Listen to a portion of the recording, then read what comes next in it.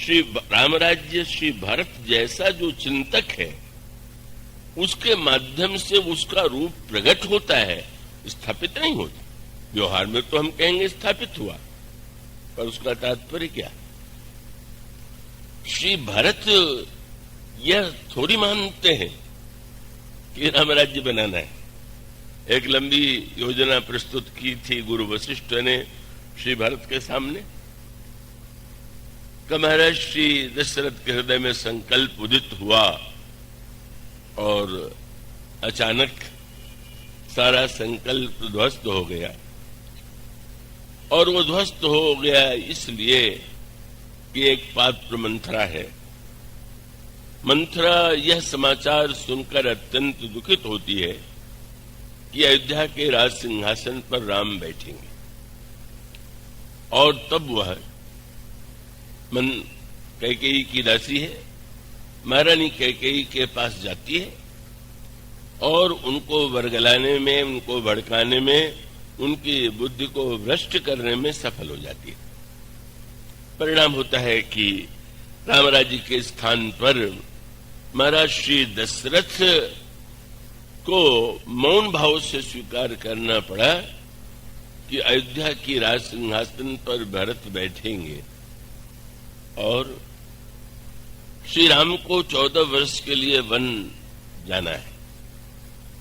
वे अपनी उस स्थिति में थे ही नहीं कि जब वो बोल सके, निर्णय दे सके। पर उनके सामने कैकेयी ने जब यह प्रस्ताव रखा तो उस समय श्री राम ने उसे बड़ी ही प्रसन्नता से स्वीकार कर लिया।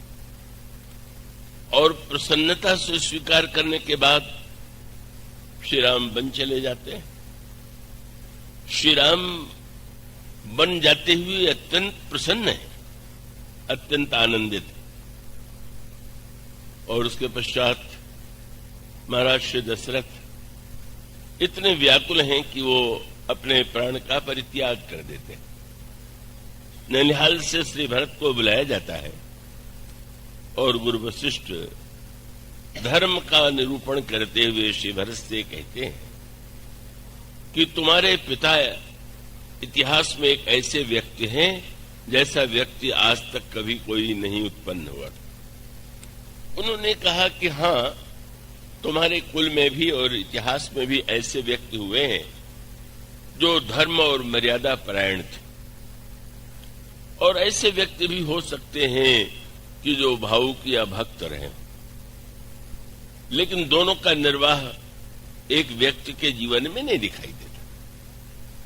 जो कर्तव्य परायण होते हैं, धार्मिक होते हैं, उनमें स्वाभाविक रूप से थोड़ी शुष्कता होती है। और शुष्कता के बिना मर्यादा का पालन भी नहीं हो सकता। कठोरता के बिना मर्यादा की रक्षा भी नहीं हो सकती। और जो भावुक होते हैं, स्वाभाविक है कि वो बड़े कोमल होते हैं, सहृदय होते हैं। जब वो आपने प्रसिद्ध वाक्य सुना होगा कि प्रेम में नेम नहीं रहता, तो जहां पर भावुकता होती है, स्वाभाविक रूप से वो व्यक्ति उतना एक कठोर निर्णायक भी नहीं हो सकता, उतना मर्यादा का शुष्क पालक भी नहीं हो सकता। तो स्वाभाविक रूप से भावना और कर्तव्य का जो पथ है उसमें भिन्नता है।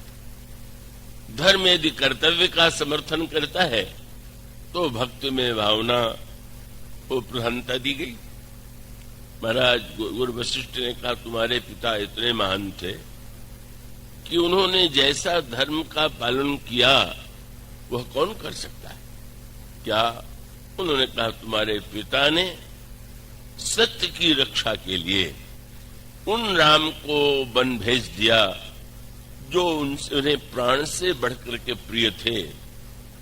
यह है उनकी मर्यादा, सत्यवादिता और धर्म के प्रति निष्ठा। लेकिन वो केवल मर्यादावादी ही नहीं थे।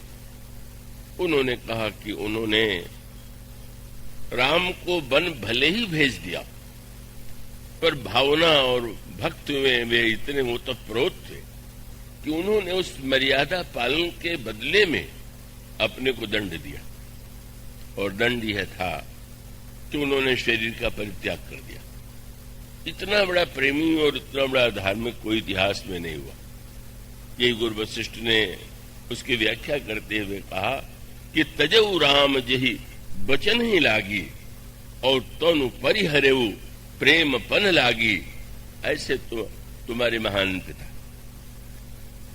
और ऐसे जब तुम्हारे महान पिता, तुम उनके पुत्र हो।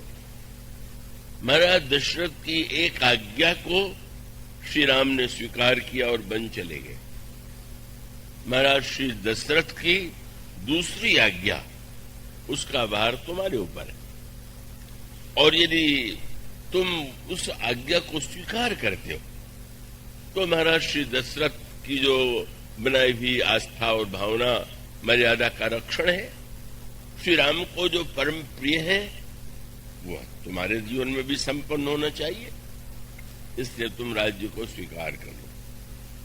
और गुरु वशिष्ठ ने कहा, मैं जानता हूं कि तुम हृदय से भक्त हो, भावुक हो, प्रेमी हो, तो मैं यह भी कहना चाहूंगा कि जैसे तुम्हारे पिता ने दोनों बातों को एक साथ निभा के दिखा दिया, तुम भी उसका निर्वाह कर सकते हो। क्या? तुम राज्य स्वीकार कर लो। पिताजी के वाक्य को स्वीकार करके तुम सिंहासन पर बैठ जाओ। यह मर्यादा और धर्म के लिए आवश्यक है, समाज के लिए आवश्यक है। और मैं तुम्हारी भावना को जानता हूं।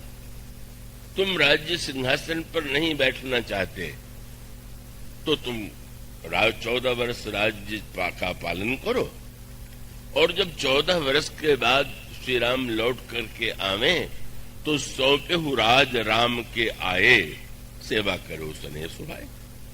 राज्य तुम श्री राम को अर्पित कर देना, श्री राम को सिंहासन पर बैठा देना, और तुम उनकी सेवा करना, तो तुम भी उसी महान परंपरा का पालन करोगे जिसकी स्थापना तुम्हारे पिता ने की। मर्यादा और भावना की रक्षा। गुरु वशिष्ठ का यह प्रस्ताव बड़ा युक्तिसंगत था, युक्तियुक्त था, और उसके पक्ष में गुरु वशिष्ठ ने जो तर्क रखे, उस समय की दृष्टि से वो तर्क बिल्कुल सही थे। उन्होंने ये कहा कि तुम्हारे मन में यदि यह हिचकिचाहट हो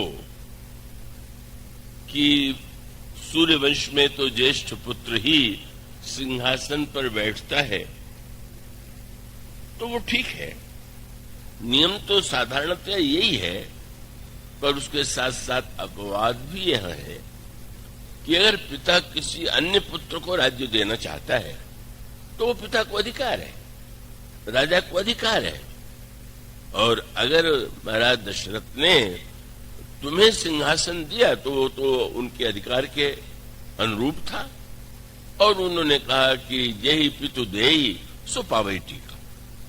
जिसकी वस्तु है वह वस्तु जिसको देता है वो उसे स्वीकार कर ले, इसमें तो औचित्य है, अनौचित्य और अन्याय नहीं है।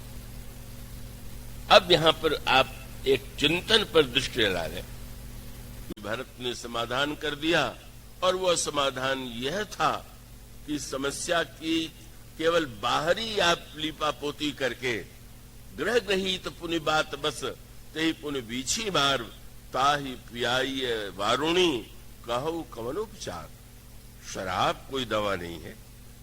शराब तो व्यक्ति को भुलावे में डालने वाली वस्तु है। क्यों आप धर्म की वह व्याख्या कर रहे हैं जो व्यक्ति को भुलावे में डालती है? मानो श्री भरत ने जो एक नया तत्व धर्म का प्रकट किया, पर जब यह कहा गया कि गुरुजी ने तो तर्क यह किया है कि जिसका राज्य है वह जिसको देता है उसको लेने में क्या आपत्ति है, तब भरत जी ने राम राज्य का मूल दर्शन बता दिया। उन्होंने कहा ठीक है, अगर व्यक्ति आपको कुछ देता है तो आप ले लें तो उसमें कोई बुराई नहीं। पर श्री भरत उसके बाद एक प्रश्न उठाते हैं कि ले लेना तो ठीक है, पर ले लेने के पहले ये पता लगा लीजिएगा कि इन्हीं की है कि दूसरे की दे रहे हैं। और ये तो बहुत महत्व की बात है। अब आप को कोई नगर घुमाने ले चले और सबसे बड़ा भवन दिखाई दे, लीजिए आपको मैंने भवन दान में दिया, और सचमुच आप कब्जा करने पहुंच गए, पता चला हो तो दूसरे का था। श्री भरत ने कहा राज्य पिताजी का नहीं है, बस अच्छा राजा सुराज्य है, पर श्री भरत का दर्शन ये है कौन होते हैं मेरा दशरथ देने वाले राज्य। मेरा दशरथ का राज्य अगर होता तो वो निर्णय कर सकते थे कि मैं किसको दूं, पर श्री भरत ने कहा वो पिताजी का नहीं था, क्योंकि पिताजी को मिला था किससे, उनको मिला था महाराज अज से। अज का भी नहीं था क्योंकि उनको मिला था दिलीप से, दिलीप का भी नहीं था। उन्होंने कहा ढूंढते चले जाइए, अंत में क्या पता चलेगा आपको कि ये राजा कुछ नहीं थे, इनको राज्य दिया गया था। और दिया गया था तो उन्होंने कहा कि राज्य तो एक का ही है, क्या बोले संपत्ति सब रघुपति के याद। राम राज्य बनाना नहीं है, वो तो है, बलात् राम राज्य पर हम अपना राज्य मान बैठे हैं। यही राम राज्य की समस्या है, और यही सोचना है, छोड़ना तो बड़ा कठिन। का न्यायालय से किसी बात का निर्णय और बात है, पर सब कुछ ईश्वर का है। अब ईश्वर भी अगर मुकदमा लड़ने आवे तो हार जाएगा, क्योंकि सारे जमीन पर दूसरों का नाम चढ़ा हुआ, उसका नाम तो किसी स्थान पर मिलेगा नहीं, तो उसको तो हार नहीं है। मानो श्री भरत ने कहा किसी का राज्य नहीं है, राज्य प्रभु का है। बलात् न तो किसी को बैठना है न बैठाना है, मैं कोई त्यागी नहीं। यह है जो दर्शन है। सुराज्य की बात कीजिए, वो तो चाहिए। उन्होंने भरत जी ने भी कहा कि राजा कैसा होना चाहिए, पर राम राज्य का अर्थ है जो कुछ है वह सब कुछ ईश्वर का ही है, व्यक्ति का नहीं। और उनसे जब भी किसी ने कहा, बड़ा मीठा प्रसंग आता है कि त्रिवेणी के तट पर खड़े हुए तो भरत जी ने कहा अर्थ न धर्म न काम रुचि, गति न चाहो निर्माण। न अर्थ चाहिए, न धर्म चाहिए, न काम चाहिए, न मोक्ष चाहिए। लगा इससे बढ़ के त्यागी कौन होगा, जिन्हें चारों फल नहीं चाहिए। लेकिन क्या मीठा संकेत है।